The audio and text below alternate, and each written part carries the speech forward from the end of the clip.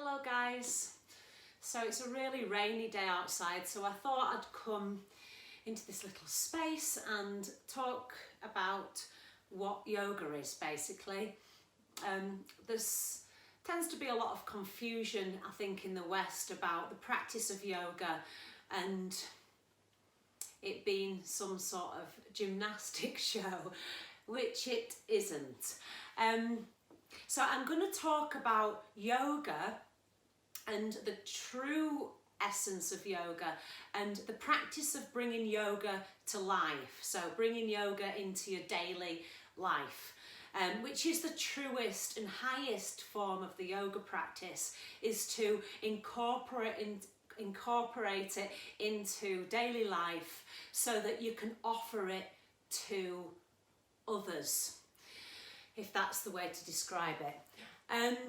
And I'll describe some elements of how you can sort of incorporate yoga into your daily life, which is the highest form of the yoga practice. And this is by taking things away from the mat, taking things away from yourself and delivering them back into an enlightened state of living, if that makes sense. So the yoga practice, although physically we do come to our mat or we come to our self-practice space and we sit and we do different forms of technique, tool practice, pranayama, to allow ourselves to come into this state of awareness. So we use the physical body in lots of cases of yoga to allow our mind to become a little bit stiller. So we call these physical movements the asanas, the postures. So we work through postures, posture to posture, to allow our mind to become a little bit more still. So a nice little description of this, which is in the Yoga Sutras of Patanjali, if anybody fancies picking up that book. It's not a light read, but there's a couple of translated versions which are much easier to read. So the Yoga Sutras of Patanjali is said in this part of the beginning of the book that yoga, or the asana practice, the posture practice, we move the body to stop the fluctuations of the mind. And how does this happen? How does this work? How is that possible? So physically, when we move the body, we start to come out of the head and come back into the body and back into the heart space to start with. And this physical movement of the body, this physical stretching, or let's say pranayama, so breathing techniques, or even meditation, coming back into a more inner working of the body, which is more focused around the physical and the breath as opposed to the mental body. And when we physically do this, we actually start to shift and change our biochemical function in the brain. We start to change the nervous system. We start to heal and transform the nervous system by moving through these specific postures. And in yoga, what we tend to do, I mean, you can do this in lots of forms of exercise. You could do it in running. Repetition is the mother of skill. So running, moving one foot in front of the other, and walking, moving one foot in front of the other. This sort of repetitive notion is massively starting to change habit. It's starting to change our behavioural pattern. But in yoga, what we tend to focus on so much more, and why it's so powerful, is that we focus on the breath. And the breath is our life force. You know, if we stop breathing, we're dead. Simply put, the breath is what is our life force. And often we forget to bring gratitude towards the fact that actually we're just breathing. So just waking up in the morning and knowing we've still got our breath is a hugely grateful thing to have, because it's life. And that's really all you need to have on your to-do list, is get up, notice that the breath is there, be grateful of that, and that's your life still going. So in yoga, we bring the awareness to the breath and we connect the breath to the movement. So if we're working through a dynamic practice or an asana-based practice where we've got our postures, we're connecting this breath to the movement, and that's so powerful because it starts to bring the awareness to our mind-body connection in the body. So we start to work with the nervous system and allowing the mind and body to become one instead of working separately, which they often tend to do in this sort of hyper-aroused world. So this is what we're working with in yoga. Yoga is not, so I want to tell you what yoga is not. It's not a gymnastic practice. We're not working through these poses to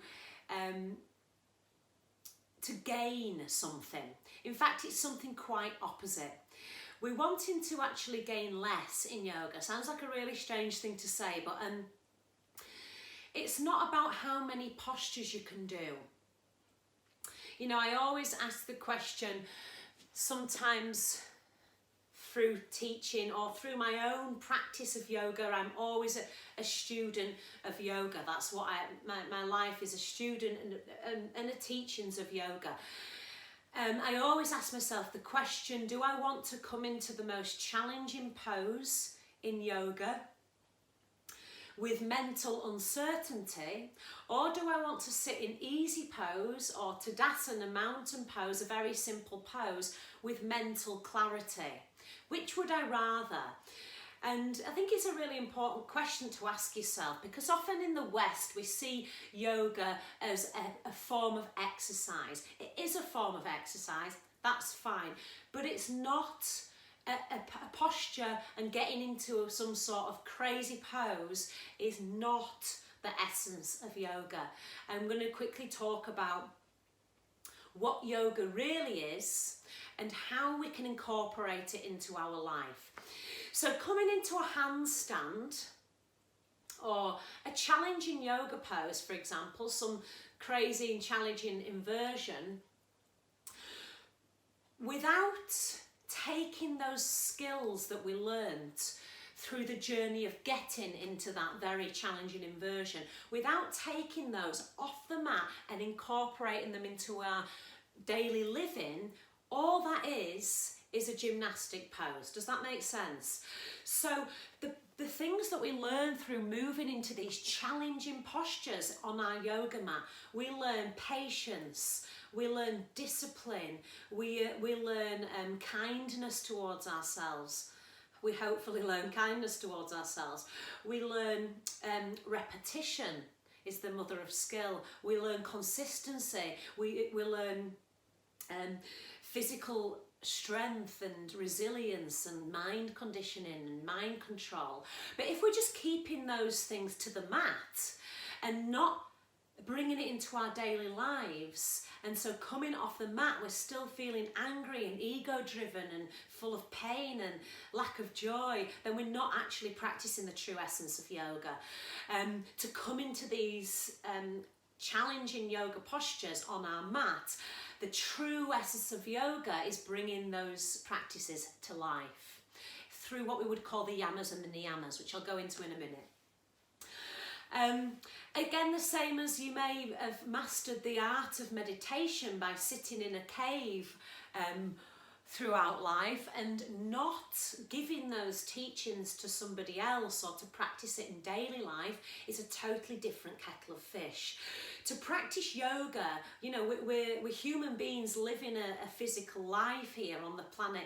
To go into a cave and meditate and come to some highest form of meditation without coming back to earth and allowing those teachings to be part of your daily life, you've only become one part of the yoga practice. Because if you can't bring those teachings into this world, and if you can't bring those teachings into your daily life and your daily body and your physical being, then actually it's a facade. It's a facade, because all day long we could meditate, we could hold a handstand or a headstand all day long, well possibly not, but I certainly couldn't, but without actually bringing those into daily life to teach them back, to give them back to this planet, to give them back to this world, we are not in the true essence of yoga. Okay, so yoga is about doing what you do on the mat, doing what you do in the cave or wherever you are, and bringing that back to life, because that's when it's the most challenging.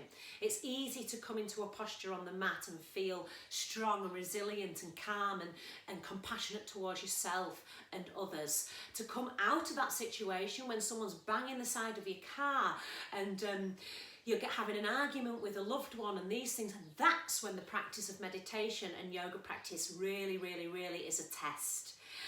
So I'm going to teach you or show you these different things and ways and forms in which we're bringing this to life. And in yoga, we call this the practice of the yamas and the niyamas. And this could be taken as a theory. It could just be a theory, or it could be the practice of living.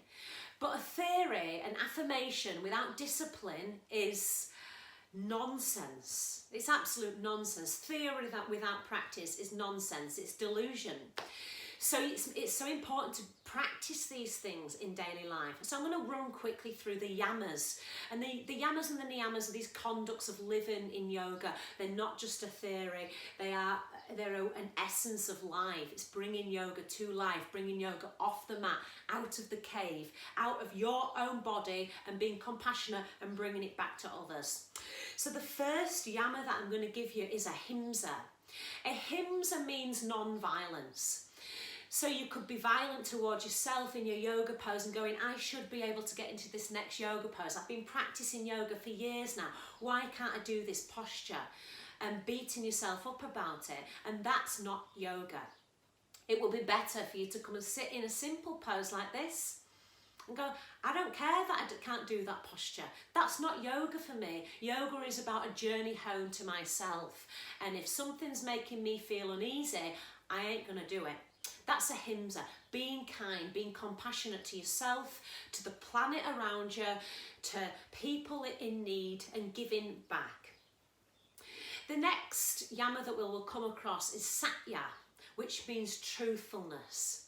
Okay, that doesn't mean to say don't ever tell a little white lie, God, for the sake of not hurting somebody's feelings or things like this. It's on a deeper level. Truthfulness means being truthful to yourself. Always speak your truth. Be authentic, even if it gets you into shit, even if people don't like you for it. Yeah, always speak your truth and speak it with conviction and speak it with power. Hold that truth in your heart and practice truthfulness. And practice it in daily life. Keep it there within you. Practice it in daily life.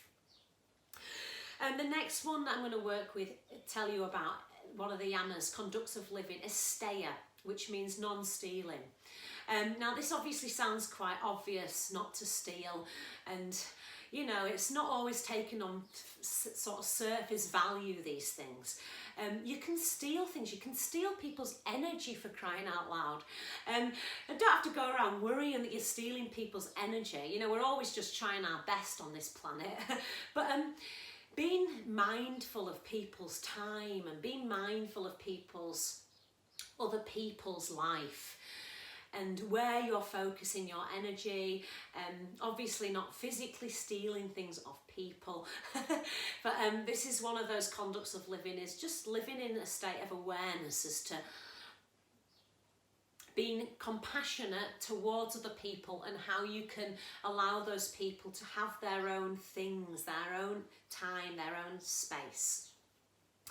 Brahmacharya is another one, which it's often translated as celibacy, and I'm going to go into a different version of this, which is to allow yourself to use energy in the right way. So don't overspend your energy for the wrong things. Use your energy rightly. Know where your energy needs to be used and where it doesn't need to be used, and allow yourself the time to come back to ground your energy and not overuse it for silly things, for hyperstimulation, for sensory overload of the brain, and just allow yourself to realise that relationships and humans and you in life are important, and conserving that energy for bigger and better and more important things than spreading it into lots of overstimulative piles of nonsense that the planet has brought us, you know, like overstimulation of social medias and things like that. You'll know what I mean. You know what I mean yourself. And the last one of these yamas is a parigraha, which I've practiced quite a lot through my yoga practice, and it means non-greed or non-hoarding. And this is a funny one for people to grasp, I think, in the West, if it's something that you haven't practiced. It can mean non-greed in the material world, yeah? Like I said with yoga, yoga is not about getting more. Yoga is about knowing that you're fine with less. So it's not about gaining more postures. It's not about, yes, I've banked that arm balance. I've banked that really complicated inversion. I'm now a true yogi, which is total bullshit. It's actually about being able to come into a lesser practice. Let me give you a little story. I was a climber. I used to be a rock climber, and I hurt my shoulder. I fell out of a handhold. My hand stayed in there. My legs dropped, and it really jarred my shoulder. And to bring myself into inversions and really strong yoga practices was just not working for me at a point in my life. So I had to have a real step back from some of my strong yoga poses. And I did go through a stage of thinking, oh no, I went through all that progression and all that challenge, and I got so far through my practice of much more advanced poses, and now I can't do them anymore. And that was when my true essence of yoga started to come out. I started to meditate more. I started to do my pranayama more. I started to work through much more simple postures. I started to be much more mindful about how I treat my body, how I treat people, how I treat myself on the mat. And that's when I became a much more truer yoga practitioner than forcing myself into these really active poses, these really dynamic poses. That's where I found a lot more mental clarity, a lot more kindness, and that's when I got this ahimsa tattoo on my body, because I realised actually I've come through something here. Yoga's not about gaining more, it's about being happy with what you've already got, and that's gratitude, that's self-care. Okay, I'll quickly move through the niyamas, which again we're working with different conducts of, I'm going to have to move posture here, I'm tight. We've got santosha, which means sort of purification. So sometimes people in yoga think, oh, I need to run before I can walk. And it's really important in your yoga practice not to have to come to the highest part of yoga. We need to purify a lot of stuff. We need to get rid of lots of stuff. We need to move in a simple way and allow ourselves to start as a beginner and move up gradually. Slow and steady wins the race by tenfold. Is that a word? I don't even know whether that's a saying, but it is now. So slow and steady wins the race in your yoga practice. There's no point in having to get to that highest point of enlightenment without doing any of the background work. It's just like popping a pill, that shit. Yeah, do the work, do that big grounding work to help yourself out. It's not about being at the highest state. It's about consistency and persistent repetition is the mother of skill. Next one is santosha. Now this is easier said than done. This means contentment. And now contentment is probably what we're aiming for in the yoga practice on that basis. You know, we want to feel content. We want to feel, everybody wants to feel content. We don't want to feel like our life is out of control and our mind is not working with our body, and we feel uneasy, we feel unhappy, and we're projecting this shit that we've carried throughout our life into our life again and again and again, like a massive freaking karmic trench. Yeah, contentment. Yoga is about contentment. If something's not making you feel content, if a pose is not working for you, don't do it. Everybody has different experiences of the yoga practice, and the yoga is about bringing awareness. Yoga is a practice of awareness. You are allowing your body to become more aware. You are allowing your psyche to become more aware. You're taking control, you're taking back your power so that you can move through life with a much nicer, more joyful and enlightened approach to living. The next thing I'll talk about is tapas. I think this is one of the most important parts of the yoga practice. Tapas means discipline. Now, you could take all of these theories and you could take a yoga practice, and if you don't have discipline, then none of it means anything. So tapas, discipline, to come into your mat daily. Not just come into your mat, but come into your mindful state daily, practicing mindfulness, going on a walk and not having to have overstimulation of your phone and somebody ringing you and this. And I don't answer my phone very often, okay? People try and ring me all the time. It sounds terrible, but often I'm taking one activity at a time, and I'll get back to you in my own time, but I take one activity at a time. I practice one activity at a time, even if that's washing the dishes. Not that I do that very often, but even if it's washing the dishes, I'm taking each dish and I'm washing it with mindfulness, yeah? I'm channeling my focus towards that activity, and keeping doing that is the essence of skill, because it just allows you to do it with every single approach, even your thoughts. So discipline without, not discipline, affirmation and theory without discipline, it's delusion. It's delusion.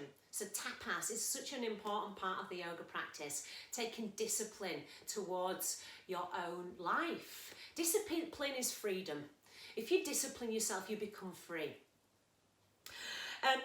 The last couple I'm going to talk about, svadhyaya, again, really, really important part of the yoga practice is self-study.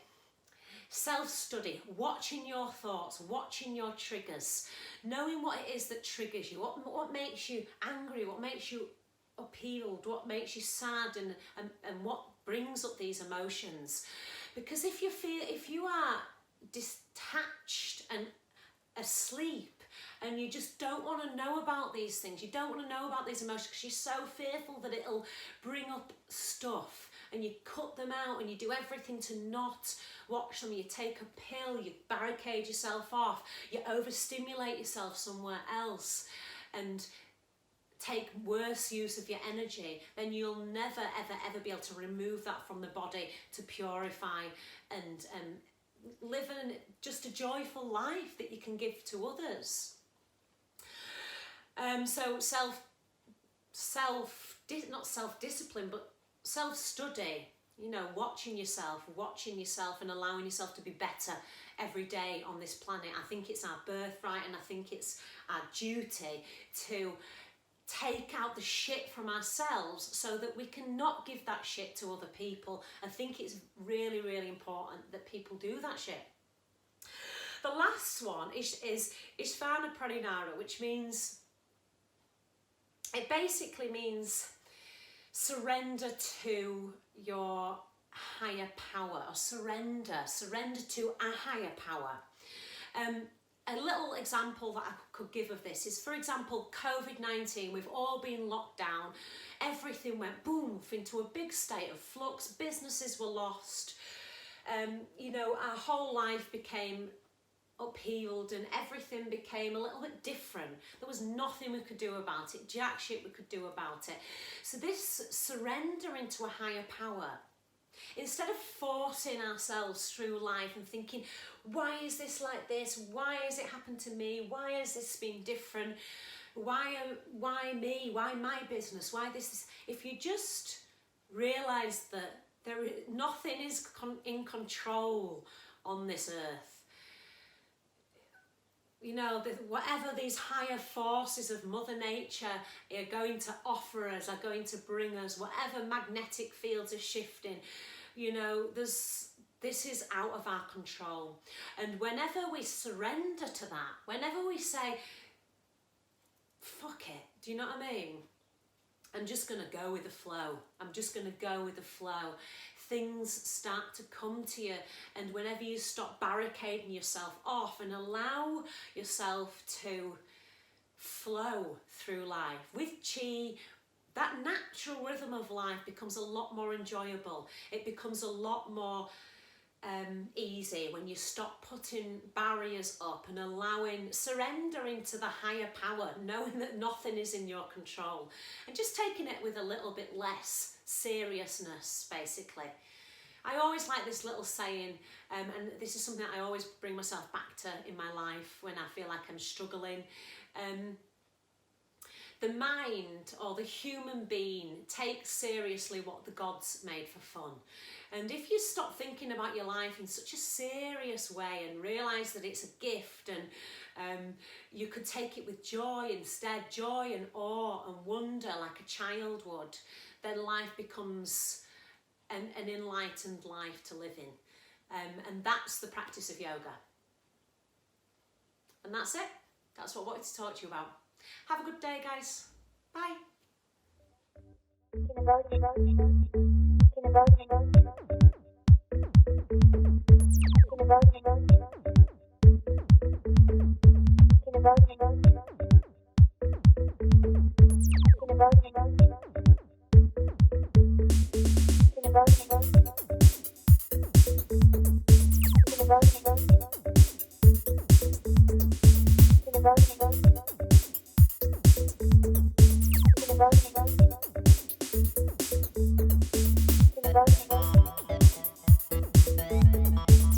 About